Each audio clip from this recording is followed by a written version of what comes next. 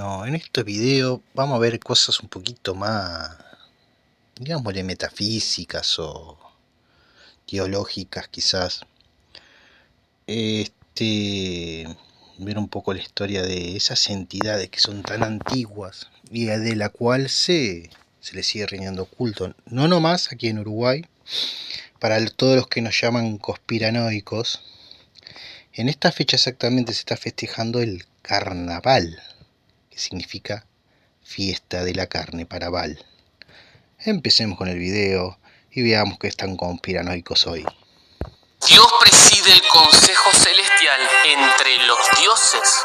¿Entre cuáles dioses? ¿No se supone que solo hay un Dios? Durante más de 3000 años, traductores y teólogos intentaron suavizar estos textos. Nos dijeron que eran reyes humanos, demonios menores o estatuas sin vida. Pero el hebreo original cuenta una historia completamente diferente. Una historia de rebelión cósmica, de un divorcio entre Dios y las naciones y de una élite de seres espirituales que secuestraron la geopolítica humana. Hoy vamos a desenmascarar a los 9 generales de esta rebelión. Y te advierto, el último de ellos es el más peligroso de todos, porque es el único que no vino de fuera, sino que nació dentro del pueblo escogido. Pero empecemos por el enemigo público número 1. Baal. Para entender a Baal, primero tengo que explicarte la propaganda cananea. En textos antiguos, Baal aparece con un título específico, el jinete de las nubes. Y eso no es casualidad, él era el dios de la tormenta. Y en una región donde apenas llueve, quien controla la lluvia, controla la vida misma. Su mito decía que había vencido al mar,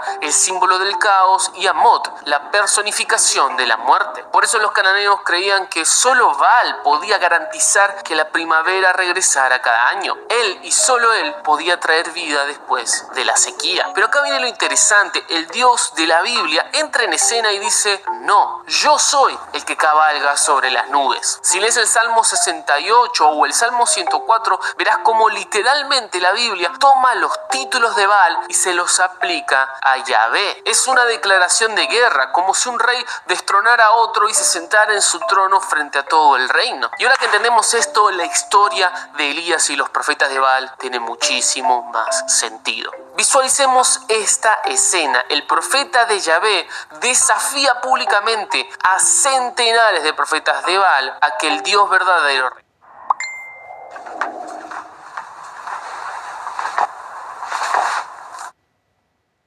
responda. Cuando leemos el texto vemos que la demanda que hacía Elías era que caiga fuego del cielo. Hasta ahí la historia como siempre la hemos escuchado, pero ¿qué pasa si te digo que en realidad el desafío no era que caiga fuego, sino más bien un rayo? Es bien sabido que los rayos cuando tocan tierra suelen prender fuego arbustos y cosas similares, y muchísimos teólogos eruditos están de acuerdo en que el desafío consistía en exactamente eso, en que el dios del rayo, el dios de la tormenta, el jinete de las nubes, Baal, respondiera con lo que sabe hacer, con un rayo desde el cielo. El problema fue que Baal no pudo responder. Pero como si esto fuera poco, hay un detalle más, un detalle que muchos pasan por alto. Después de la victoria, Elías ordenó ejecutar a los 450 profetas de Baal. Suena brutal para nosotros, pero hay que entender lo que estos profetas hacían. Los rituales de Baal no eran inocentes, no eran simples oraciones en un templo, nada de eso. Sus rituales incluían prostitución sagrada e incluso sacrificio de niños. Elías no estaba ejecutando teólogos con opiniones diferentes, estaba ejecutando a los operadores de un sistema de explotación que usaba la religión como verdadera. Ya te expliqué el primero, Baal. Déjame ahora contarte la historia de su esposa, Asera. Asera no era la esposa de Baal, más bien la consorte. En la mitología griega, ella es Azirat, la madre de los dioses. Y se decía que había dado a luz a los 70 hijos de él. Su símbolo era el árbol de la vida y representaba nutrición, fertilidad y consuelo maternal. ¿Cuál era la oferta de esta diosa? Bueno, en la mente antigua, el dios padre podía parecer distante, estricto. ¿En qué podemos comparar a Baal con quizás algunos dioses, ¿no? Como una transformación. No voy a hablar de Asatru porque está muy alejado de la zona, pero vamos a hablar de los que son más o menos más cercanos. Y de los egipcios, yo creo que ya los egipcios marcaron sus diferencias, ¿no? La de los egipcios era una cosmogonía bastante distinta que también se dirigía al proceso de evolución espiritual de la persona. Pero estos ya son distintos, estos van a un extremo de sanguinario. Lo que vemos es que tanto Jonia toma, que es más o menos esas zonas muy antiguas, después se convierte en Grecia, que se ve que adopta, en vez de llamarlo Baal, lo llamaría Zeus después. Ven como hay una especie de readaptación según la región, que lo único que le cambian a esos dioses son los nombres, pero después hacen lo mismo. Hasta aterrador. Acera era la mediadora, la madre que suaviza al padre, como una ¿Qué sería Cera? Sería Hera. Sería Hera, Baal sería Zeus. Por lo menos en mi interpretación, ¿no? especie de equilibrio o balance. Y es más, recientes hallazgos hablan que ciertos israelitas veían esta diosa no como la esposa de Baal, sino como la esposa de Yahvé. En 1975, en un sitio llamado Kuntilet Arhut, se encontró una vasija con una inscripción. Hay mucha gente que considera que la esposa de Yahvé sería Sofía, pero para mí, digamos, mis ideas teológicas, Sofía es madre de todos los demiurgos. Los demiurgos son una fractalización. O sea, el uno se fractalizó en Sofía, que sería madre e hija. Sofía se fractalizó en lo que eran todos sus hijos, que sería entre ellos, en parte, Elión, que comanda a los Elohim. Que dejó a los teólogos en shock. Los bendigo por Yahvé y por su acera. Esto nos muestra la confusión que tenía a veces el pueblo de Israel, llegando inclusive a querer cazar a Dios. Querían domesticarlo, metiéndolo en una estructura familiar. La guerra contra Acera es la guerra contra la idea de que a Dios le falta algo. Pero si Acera te seducía con la idea de familia, la siguiente diosa representa algo completamente diferente. No es maternidad, es deseo. Hablamos de Astarot. Astarot, también conocida como Astarte o Ishtar, era la contraparte oscura de Acera. Si Acera era la madre, Astarot era la amante. Conocida como la diosa de la guerra, la sexualidad y el poder, aparece en las culturas del Medio Oriente bajo diferentes nombres. Y además puede que vos las conozcas como Afrodita en Grecia. Sin embargo, a pesar de tener diferentes etiquetas, su esencia siempre fue la misma. La promesa de que podés obtener lo que querés a través de desatar el deseo. Su culto era fascinante y perturbador. Combinaba dos cosas que normalmente no van juntas: violencia y sexualidad. Era diosa de batalla y del placer, por eso sus adoradores le daban al culto una lógica perversa. El poder se obtiene tomando lo que querés, ya sea en el campo de batalla o en la cama. En Jueces 2:13 se dice que Israel abandonó a Yahvé y sirvió a Baal y a las Astartés. Fíjate que está en plural, Astartés, porque cada ciudad tenía su propia versión de Astarot. Era como una franquicia. La idea del culto básicamente era que vos entrabas al templo, tenías relaciones sexuales con las sacerdotisas y participabas de alguna manera de la voluntad de los dioses. Algo bastante perturbador. Pero acá está la trampa. La Biblia, amigos, no condena el deseo sexual. De hecho, Cantar de los Cantares es uno de los libros más eróticos de la literatura antigua y está en tu Biblia. Lo que condenan las escrituras, en cambio, es santificar el deseo como un fin en sí mismo. Astarot te decía: tu apetito es divino, satisfacerlo es adorar, negarlo es reprimirte. ¿Y por qué esto nos importa hoy? Bueno, porque vivimos en la civilización de Astarot. Nunca antes en la historia humana el deseo sexual tuvo tanta preeminencia. De hecho, se nos dice que negar cualquier apetito es reprimirnos y que ser auténtico significa seguir lo que sentimos y hacer lo que queremos hacer, que el placer es un derecho. Amigos, Astarot no ha desaparecido, solo se mudó. Ahora vive en la pornografía, en la ideología de que el sexo es solo diversión, sin consecuencias, y de que nuestra identidad está definida por lo que deseamos. El templo a ella puede que no tenga paredes, pero está en nuestros teléfonos. Más adelante revelaremos si es Satanás el que se oculta detrás de cada una de estas figuras o si son realmente dioses, entidades independientes con su propia agenda. Además, veremos al dios que se convirtió en el señor de las moscas. Pero antes de llegar a ese misterio, tenemos que hablar del dios que representa el sistema y que fue humillado en su propia casa: Dagón. Mientras Baal era el dios de las tormentas y el caos, Dagón era el dios del grano y la civilización. Era el dios serio, el dios institucional. Los filisteos, que tenían mejor tecnología militar que Israel, creían que su éxito venía de él. Y aquí ocurre... Dagón aparece en las escrituras de H.P. Lovecraft. por lo menos en la literatura lovecraftiana, es una de las entidades cósmicas, tal vez podríamos decir del macroverso o del universo de Nyarlathotep. Vieron que Aleister Crowley creía mucho en el trabajo de Lovecraft y Dagon. Ahora vemos que Dagon sí, quizás no como Cthulhu.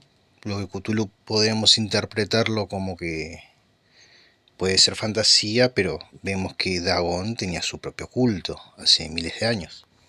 Uno de los duelos más fascinantes de toda la Biblia. En 1 Samuel 5, los filisteos capturan el arca del pacto, creyendo que así habían logrado encarcelar a Yahvé. La llevan a su megatemplo y la ponen a los pies de su dios Dagón. El mensaje es bastante claro: tu dios es prisionero del nuestro dios es el jefe. Cierran las puertas del lugar y hay silencio absoluto. Pero amigos, Yahvé no es un rehén. A la mañana siguiente los sacerdotes entran y encuentran al gran Dagón tirado boca abajo, postrado frente al arca. Tienen que literalmente levantarlo. Imaginen esa humillación, un dios que necesita... Sí, podemos interpretar que estos dioses, digámosle asirios, o más o menos las zonas pérsicas, podrían ser de origen túlpico, quizás, pero sí Yahvé es un Elohim. Y también le voy a hacer un comentario. Hay un jefe de los Elohim, se llama Eliot. Creo que aparece en el Antiguo Testamento el nombre de él. Pero nada más que Eliot no encara así. Si ustedes ven el origen de la Biblia, dice que el mundo fue creado por los Elohim. Que humanos lo levanten para no quedar en ridículo. Pero la segunda noche es definitiva, porque al día siguiente Dagón está tirado de nuevo y esta vez su cabeza y sus manos están cortadas, separadas de su cuerpo. ¿Por qué la cabeza y las manos? Bueno, la cabeza representa sabiduría y estrategia y las manos poder y acción. Dios estaba desmantelando el sistema completo. Yahvé les decía: su religión no tiene mente ni poder ante mi presencia. Y el texto añade un detalle que puede parecer menor, pero es devastador. Desde ese día, los sacerdotes de Dagón nunca más pisaron el umbral de ese templo. ¿Por qué? Bueno, porque el umbral era donde habían caído la cabeza y las manos de Dagón. Ese lugar de entrada se convirtió en un recordatorio permanente de la derrota. Amigos, de alguna manera yo creo que Dagón representa cuando confiamos en nuestra religión, nuestro edificio, nuestra denominación, nuestra historia de éxito. Creemos que porque nos va bien y porque tenemos éxito tenemos la verdad, pero cuando la presencia real de Dios interrumpe, todas nuestras estructuras humanas terminan tiradas en el suelo. Hasta ahora hemos visto al dios de la tormenta, a la madre divina, a la diosa del deseo y al dios del sistema. Pero ahora viene algo más sutil, algo que muchos no reconocen como peligroso hasta que es demasiado tarde: Belcebú. Si alguna vez leí... ¿Has visto un perro tan inteligente? Quieres saber qué raza es y entrenar a tu peludo, pero no tienes idea por dónde.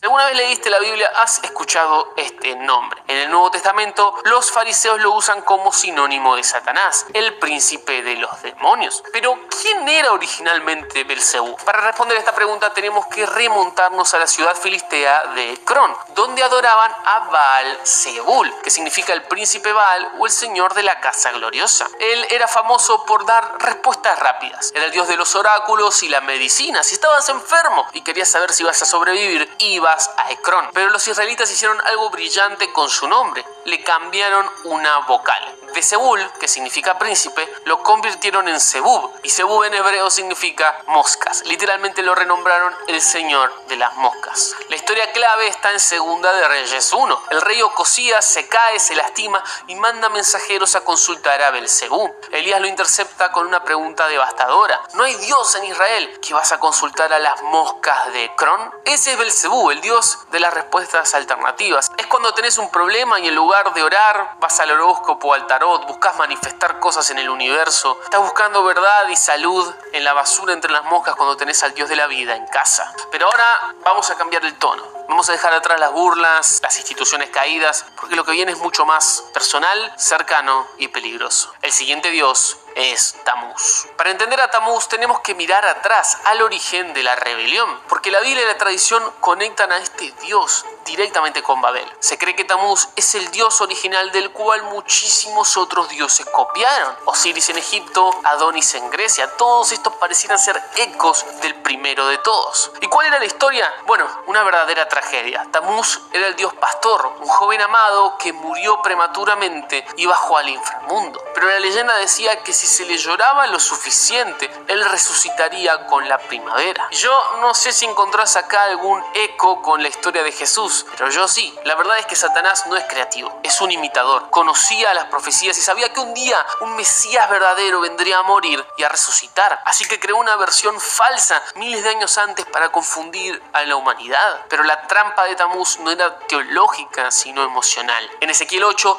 Dios lleva al profeta a una visión secreta a la entrada del templo de Jerusalén. Le dice: verás abominaciones mayores. ¿Y qué es lo que ve Ezequiel? Bueno, no ve sacrificios de niños, no ve sexo con sacerdotisas, ve mujeres sentadas llorando a Tamuz. Y esto es brutal, porque estaban físicamente dentro de la casa de Yahvé, donde él hacía habitación. Sus cuerpos estaban en el templo, pero sus lágrimas eran para su ídolo. No estaban haciendo un ritual violento, estaban sintiendo lástima por este dios falso, estaban conectando con su tragedia. Era una adoración basada en lo que sentían en el corazón y no en la verdad del pacto. Y yo creo que ese es el peligro de Tamuz hoy, el sentimentalismo. La religión que dice: si no lo siento, no es de Dios. Bueno, hoy no voy a orar, no tengo ganas, no lo siento. Tamuz es el dios de la gente que busca que la iglesia los emocione en lugar de que la palabra los transforme. Yahvé no pide lágrimas, no pide lástima, pide lealtad. Pero si Tamuz manipula tus emociones, el siguiente dios manipula algo más profundo: tu identidad. Hablamos del dios patriota Quemos. Quemos era el dios de Moab. Y como te dije, él no vendía solo seguridad y protección, sino identidad nacional. Era el dios patriota. Y tenemos una de las pruebas arqueológicas más explosivas de la historia bíblica para probarlo: la estela de Mellán. Esta es una piedra negra que podés ver hoy en el Museo del Louvre. Fue escrita por el rey de Moab y dice textualmente: Israel ha perecido para siempre, y yo tomé las vasijas de Yahvé y las arrastré ante el rostro de Quemos. Esta es la única vez en toda la arqueología donde un rey pagano se jacta de haber derrotado a Yahvé. Para un moabita, adorar a Quemos era decir: mi país es primero, mi nación está por encima de todo. Esto contrasta mucho con lo que leemos en la Biblia, donde vemos cómo en reiteradas ocasiones Dios castiga a Israel usando naciones enemigas. Si tuviese que quedarme con un mensaje de Quemos, es que Dios y la lealtad a Él está por encima de la lealtad a nuestra cultura, nuestra tribu, nuestra nación y hasta nuestro partido político. Quemos te pide que mates por tu bandera, pero Dios pide que mueras a vos mismo por su reino. Y hablando de abismo, llegamos a lo que es para mí el dios más aterrador de todos, Moloch. Su nombre no es un nombre propio, es un título. Viene de la raíz semítica Melech, que significa rey. Era la entidad encargada de la seguridad nacional. Mientras Baal traía lluvia y Quemos su orgullo, Moloch traía victoria en la guerra. Su lógica era terrorífica, pero al parecer efectiva. El valor de tu protección dependía del valor de tu sacrificio. Si querías ganar una batalla pequeña, sacrificaba algo pequeño como una cabra. Pero si tu ciudad está rodeada y el enemigo va a destruirte, tenés miedo de perderlo todo, entonces tenés que sacrificar algo grande, pagar.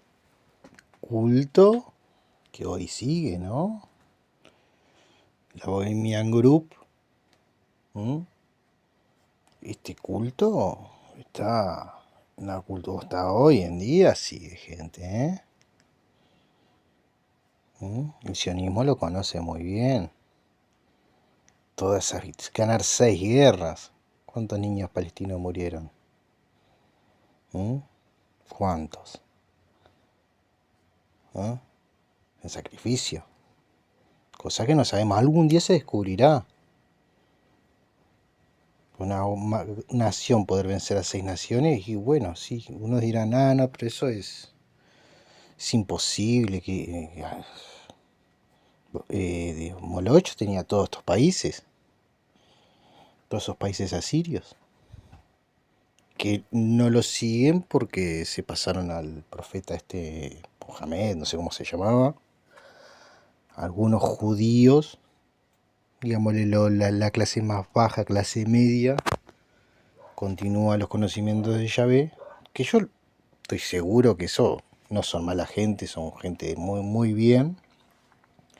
Y después tenemos los otros, los que gobiernan Israel. los que siguen este Dios, el máximo precio, como por ejemplo tu propio hijo. Hay un lugar en Jerusalén que hoy es un parque, pero que fue el escenario de este horror, el Valle de Hinnom. De ahí viene la palabra que Jesús usó para referirse al infierno en los evangelios, Gehenna. Y esto no es casualidad, amigos. El infierno que Jesús nos describe toma su nombre del lugar donde se adoraba a Moloch. Y como te digo, la adoración a Moloch era bastante aterradora. A ver, la adoración a estos dioses sigue, con la única diferencia que para sacarlo para afuera, la cruz que representa a Cristo, ¿cómo se llama? Yahvé que representa a la iglesia, los edificios representan a Yahvé y bueno, todos somos cristianos,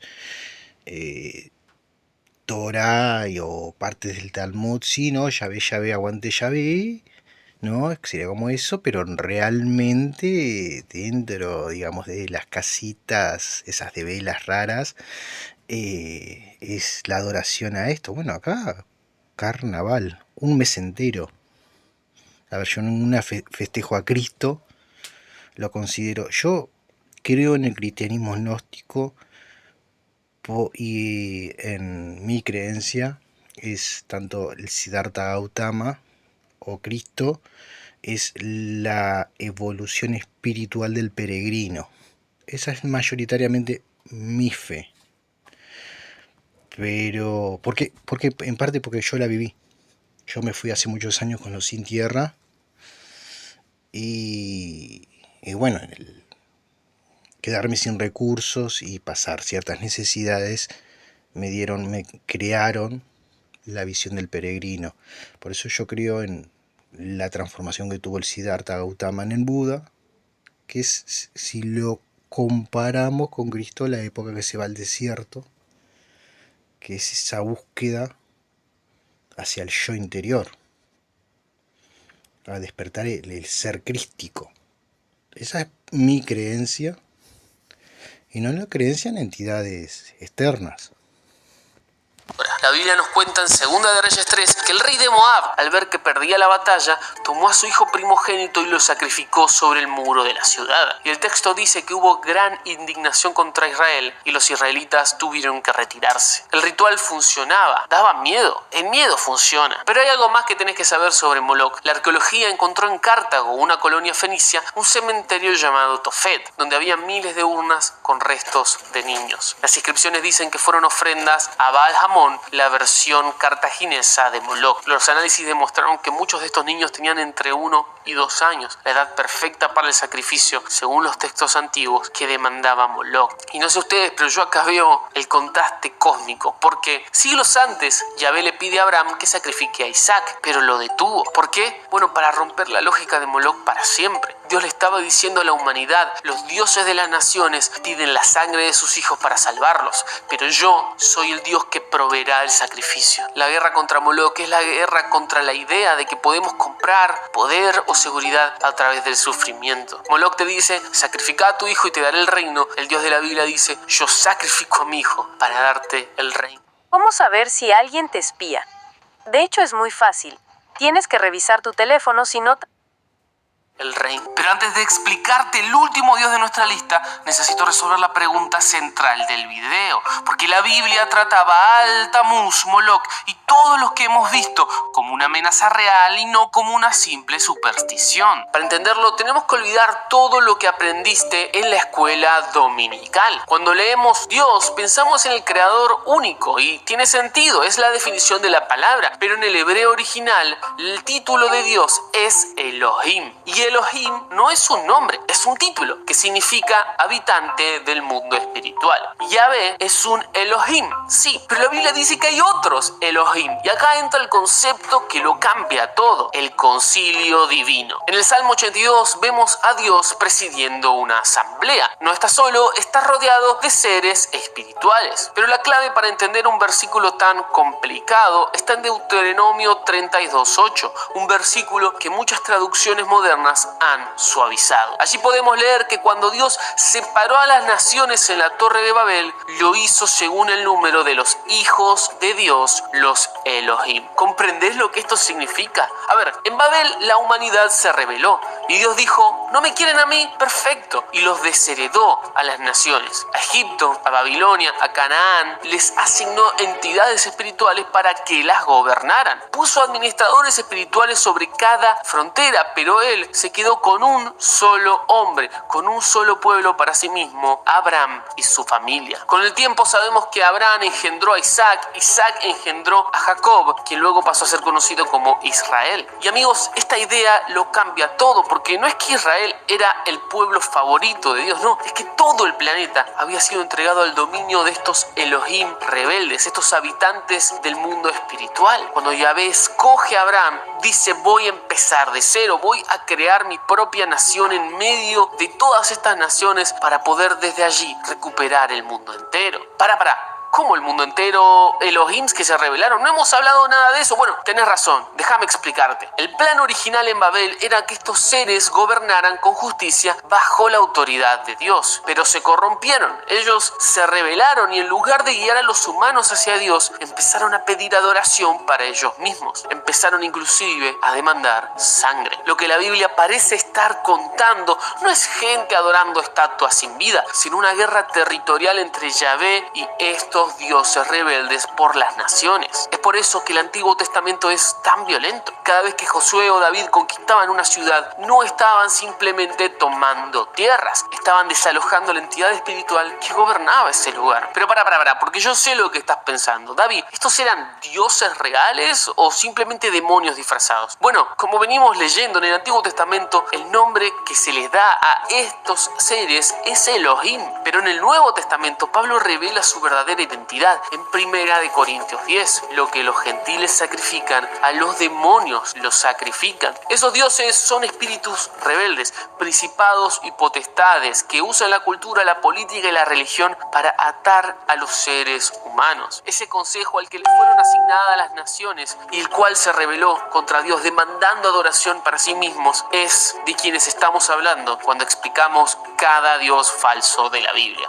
Pero hay un último dios en esta lista y para mí es el más peligroso de todos, porque a diferencia de Baal o Moloch, no venía de Canaán, de Moab ni de naciones vecinas, sino que nació dentro del mismo campamento del pueblo de Dios. Hablo del becerro de oro. Y realmente lo dejé al final porque es diferente a todos los demás amigos. Pongámonos un poco en contexto. Israel venía de 400 años de esclavitud en Egipto. En esa nación el poder divino se representaba como un toro joven y fuerte, el dios Apis. Nos relata la Biblia que Moisés sube al monte para recibir instrucciones de Dios. Están vagando por el desierto, tienen escasa agua, escaso alimento, entran en pánico, por lo que desean ver algo tangible, no una nube, desean ver algo que puedan tocar y le dicen a Aarón: haznos dioses que vayan delante de nosotros. Es así que comienzan a construir un becerro de oro. Pero presten atención a esto, porque cuando termina la construcción de este ídolo, Aarón dice: Israel, este es tu Elohim, el que te sacó de Egipto. Literalmente le dieron el título de Yahvé, el Dios que los había sacado de Egipto, a una estatua de oro. Ahora, esto no fue un cambio de religión, fue un intento de redefinir la religión, porque el becerro de oro era como una especie de intento humano de reducir a Dios a algo que podamos tocar, controlar y entender. El Dios real estaba en la montaña, envuelto en fuego, oscuridad, siendo misterioso y soberano, pero el becerro estaba en el valle, brillante, estético, mudo, bañado en oro. Era un Dios de bolsillo. Pero lo más trágico de todo... ¿Ven cómo Moisés hizo una peregrinación para alcanzar, conectar, digámosle, a Yahvé consigo mismo, para convertirse en un profeta? El camino espiritual real, si es que se animan y pueden hacerlo, y no es con lujo, hay que vivir la necesidad del peregrino. Poquita agua, casi sin comer. Hay una peregrinación llamada peregrinación de Santiago de Compostela, muy famosa. Para el que tiene dinero y la puede hacer, que la haga. Es normalmente el camino del alquimista. Nicolás Flamel la hizo. Es la peregrinación, digámosle, más moderna a la que hay que seguir. Es en el sur de Francia hasta España. Para el que pueda hacerla, que la haga. Yo creo que es un único camino, porque es el camino del Langebuk. Se dice que esa zona conecta dos mundos. Me gustaría en algún momento de la vida poder hacerlo. Me encantaría. Es que el becerro no fue un error de una sola vez, porque siglos después, cuando el reino se divide, Jeroboam hace exactamente lo mismo. Pone 2 becerros de oro en Dan y Betel y usa las mismas palabras. Estos son tus dioses, Israel, los que te sacaron de Egipto. El pecado se repite porque la tentación nunca desaparece. Y este es el peligro final y más grande, amigos. No necesitamos ir a un templo pagano para ser idólatras. Solo necesitamos intentar moldear un Dios a nuestra imagen. Un Dios que no te desafía, que no te corrige, que siempre está de acuerdo con vos. Ese no es Dios, es un becerro de oro con otro nombre. Y la verdad es que vivimos rodeados de ellos, vivimos rodeados de Astarot y la sacralización del deseo, vivimos rodeados de Tamuz y cómo el emocionalismo importa más que la fe verdadera. Vivimos en un mundo donde se pone la bandera de nuestro país y nuestro partido político por encima de la cruz. Parece que estamos rodeados, parece que el concilio divino rebelde ganó, pero tengo una buena noticia. Hubo un día en la historia donde Yahvé, en la persona de Jesús, se enfrentó a todos ellos de golpe. No en un campo de batalla, tampoco en un templo, sino en una cruz. Pablo dice en Colosenses 2:15, a los poderes y potestades desarmó y los exhibió públicamente triunfando sobre ellos en la cruz. Jesús les ha quitado la autoridad legal. La guerra continúa, sí, pero el resultado ya está decidido. Por lo que tu trabajo y el mío no es pelear contra la oscuridad por nuestra propia cuenta. Nuestro trabajo es mantener intacta la fe, mantener nuestra lealtad hacia el único Elohim que murió para salvarte en lugar de pedir que te mueras para salvarlo a él. Pero la historia no termina acá, porque la Biblia predice que estos espíritus rebeldes van a tener un último intento de gobernar el mundo antes del final. Y si querés saber cómo termina esa guerra cósmica, te dejo el análisis más profundo que hicimos sobre Apocalipsis aquí mismo. Mi nombre es David, los saludo desde Buenos Aires, Argentina,